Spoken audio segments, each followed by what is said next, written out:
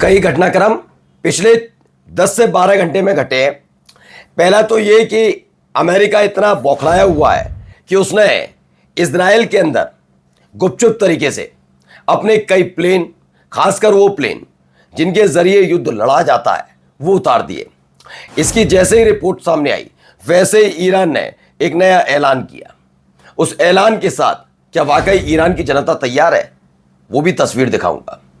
बौखलाए हुए ट्रंप को लेकर एक और देश ने मोर्चा खोल दिया।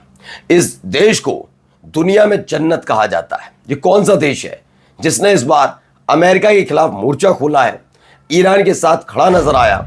ये वो देश है जिसमें जहां जाने की चाहत शायद हर कोई रखता है। मैं आज बात फ्रांस की, ब्रिटेन की बात नहीं कर रहा हूं, एक अलग देश है। और तो और उनके अपने देश में यानी नेतन्याहू ट्रंप के देश में कैसे उनके खिलाफ आवाज उठ रही है, वो भी दिखाऊंगा। और तो और दो बड़ी खबरें भी ईरान से जुड़ी दिखाने जा रहा हूं। रूस का इन्वॉल्वमेंट अब लगातार बढ़ रहा है। नमस्कार, मैं हूं प्रज्वल गौतम और आप देख रहे हैं the live TV. The live TV, सच सबसे आगे। सबसे पहले खबर तरह ये देखिए, एक वीडियो निकलकर सामने आई है।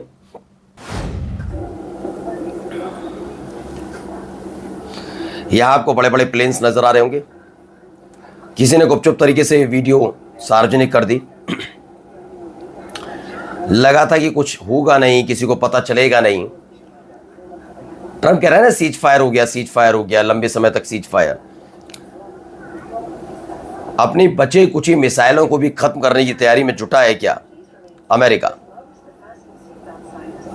ये देखिए, बड़े बड़े प्लेन्स यहां पर खड़े हैं और ये कोई मामूली प्लेन नहीं है, ये मिलिट्री प्लेन है।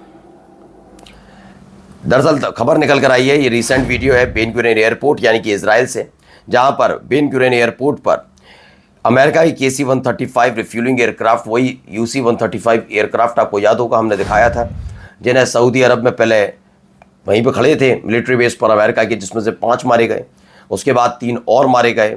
वही वाले KC-135 रिफ्यूलिंग एयरक्राफ्ट वहां पर खड़े हुए हैं। It clearly indicates that they are ready for the next round of attack on Iran. Ceasefire gave them much needed time for preparation. यानी कि ये तस्वीरें भी निकल कर सामने आई। अब ऐसा महसूस हो रहा है कि अमेरिका कुछ नया प्लान करने की सोच रहा है, लेकिन प्लानिंग तब कामयाब होती है जब वो एग्जीक्यूट हो जाए। चलिए एक और खबर आपको दिखा दो। Trump places economic sanction on China. Trump places economic sanction on a major China-based oil refinery and approx 40 companies and tankers involved with shipping Iranian oil. बस इस आदमी के पास सैंक्शन लगा दो, प्रतिबंध लगा दो। इस आदमी की इससे ज़्यादा फजीयत कभी ज़िंदगी में हो नहीं सकती कि इस आदमी ने अपने आप को लाकर कहाँ खड़ा कर दिया है, सिर्फ सैंक्शन। वही स्विट्जरलैंड का देखिए, Switzerland gradually reopen it's embassy in Tehran, Iran में स्विट्जरलैंड ने अपना, इससे पहले आपको हमने स्पेन का भी दिखाया था, स्पेन ने भी अपना, पेड्रो सांचेज ने ऐलान किया था और उसके हफ्ते भर के भीतर ईरान के अंदर स्पेन का खुल गया था एम्बेसी। और अब स्विट्जरलैंड ने भी ऐलान किया और वो खोल रहा है, धीरे धीरे अपना खोल रहा है जो उसकी अपनी एम्बेसी है। सुनिए। I would still advise Donald Trump, don't fall for it. It's a $10 trillion disaster for the United States, not the least in America's interest. Stay out of it. Stay clear of it. It's Netanyahu is a repeated failure and liar and everything he's told. Netanyahu is repeated failure and liar. Everything he has told us for 30 years has turned out to be the opposite. उन्होंने कहा Netanyahu जो है एक failure व्यक्ति और झूठा आदमी है। जेफरी साचेज नाम है इनका, जिन्होंने ये आरोप भी लगाया और कहा कि वो 30 साल से केवल झूठ बोल रहा है, झूठ की राजनीति कर रहा है, उसी आधार पर चल रहा है। Iran foreign ministry spokesperson Ismail Baghaei confirm in a post on X that no meeting is planned with US officials. जहां एक तरफ पूरी दुनिया भर में ईरान को स्वीकार किया जा रहा है, ईरान में अपने अब आप सोचिए अगर ये सब नहीं किया होता तो आज भी ईरान को वैसे ही ट्रीट करते पश्चिमी देश, लेकिन ईरान को आज एक स्पेशल स्टेटस के तौर पर लिया जा रहा है। ईरान में फ्रांस ने, स्पेन ने, फिर उसके बाद स्विट्जरलैंड ने अपना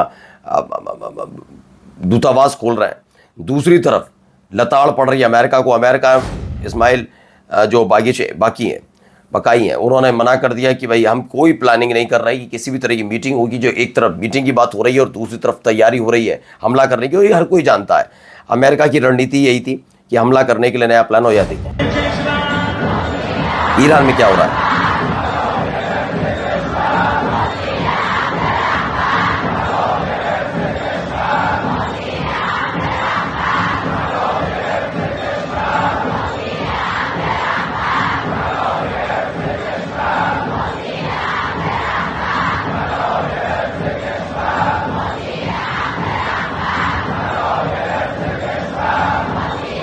तो यहाँ पर देखिए, people stand with Iran, Iran के साथ खड़े हैं जनता। एक ऐसे वक्त में जब अमूमन ये देखा जाता है कि जब सीज फायर होता है तो लोग थोड़ा जश्न मनाते हैं, जीत का हार का जो भी हो, लगता है कि हाँ सीज फायर हुआ है, अब ज़िंदगी अच्छी गुजरेगी। इजराइल में भी कुछ ऐसे ही देखने को मिला था, लेकिन इजराइल में मातम है, परेशानी है लोगों को, क्योंकि हिजबुल्लाह के साथ पहले ही मोर्चा खुला हुआ। ये देखिए एक शानदार तस्वीर निकल कर सामने आई। इस तस्वीर में आप देख सकते हैं ईरान के विदेश मंत्री फिर से पहुंचे हैं पाकिस्तान रावलपिंडी एयरबेस पर। उनका देर रात विमान उतरा, उस समय लोग उनसे मिलने आए, मतलब जो उन्हें रिसीव करने नूर खान रावलपिंडी एयरबेस पर देर रात ईरान के विदेश मंत्री का विमान उतरा। इस दौरे में अमेरिकी बातचीत की कोशिशों पर ईरान पानी फेर चुका है। बावजूद इसके बातचीत के लिए अमेरिकी प्रतिनिधि के रूप में विटकॉफ कुशनर के इस्लामाबाद आने की खबर यूएस मीडिया रिपोर्ट कर रहा है। अब बातचीत होगी नहीं होगी, क्योंकि इससे पहले तो विदेश मंत्रालय ने मना ही कर दिया, हम किसी तरह की बातचीत नहीं करने जा रहे, ये मना कर दिया। अब ईरान से दो बड़ी खबरें निकली। विदेश मंत्री आरागाची पाकिस्तान, ओमान और रूस की यात्रा पर जाएंगे। पाकिस्तान पहुंच गए, अब ओमान और रूस की यात्रा पर भी जाना है। वहीं मीडिया रिपोर्ट के मुताबिक स्पीकर गालिबाफ ने पीस प्रोसेस से खुद को किनारा कर लिया, यानी हटा लिया है। एक तरफ बातचीत को लेकर अलग अलग तरह के दावे किए जा रहे हैं, तो अपने आप को अलग कर लिया है गालिबाफ ने। उन्होंने कहा कि मैं किसी भी तरह की पीस जो बैठक होने जा रही है उसमें नहीं होंगे, और मैं ईरान की तरफ से मना ही कर दिया गया है कि किसी बैठक का कोई आयोजन रहा भी नहीं। वहीं इजराइल के प्रधानमंत्री नेतन्याहू ने कहा, मेरी राष्ट्रपति डोनाल्ड ट्रंप से शानदार बातचीत हुई, आप उनसे ही करते रहिए। वे ईरान पर आर्थिक और सैन्य दबाव बढ़ा रहे हैं, ओके, वो देख ही लिया। सैन्य दबाव के नाम पर इजराइल में फिर से प्लेन उतारे, और आर्थिक दबाव के नाम पर सैक्शन के अलावा कुछ नहीं है उसके पास। हमने इजराइल लेबनान के बीच ऐतिहासिक शांति प्रक्रिया शुरू की। यह स्पष्ट है कि हिजबुल्ला इस प्रक्रिया को पटरी से उतारने की कोशिश कर रहा है। ये इजराइल का रोना है, रोना रो रहा है इजराइल। और देखिए हिजबुल्ला का एक तरफ से किया गया अटैक, हालत खराब। आज याद आ रही है जो 2024 के बाद से लगातार सीज फायर का उल्लंघन कर रहा हो इजराइल, जो बेवजह किसी पर भी हमले कर देता हो वो इजराइल, आज कह रहा है कि हिजबुल्ला पटरी से उतारने का काम कर रहा है। इजराइल ने लेबनान में सीज फायर को फिर उड़ाया। लेबनानी मीडिया के मुताबिक इजराइल ने दक्षिण लेबनान के दियार अमास शहर पर हवाई हमले किए। देखा, इससे पहले आईटीएफ ने इलाके के लोगों को खाली करने का निर्देश दिया। इजराइल का दावा, कार्रवाई हिजबुल्लाह द्वारा रॉकेट लॉन्च के जवाब में की गई है। मतलब आप सोचिए ये कैसा देश है, बेवकूफ़ जो बनाता है दूसरों को, और इसीलिए आज थूथू हो रही है इजराइल।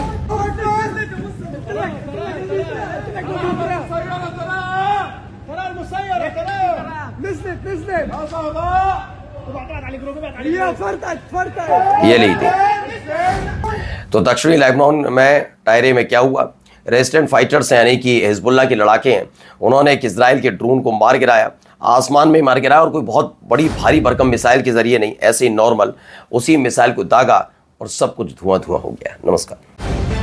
द लाइव टीवी, सच सबसे आगे।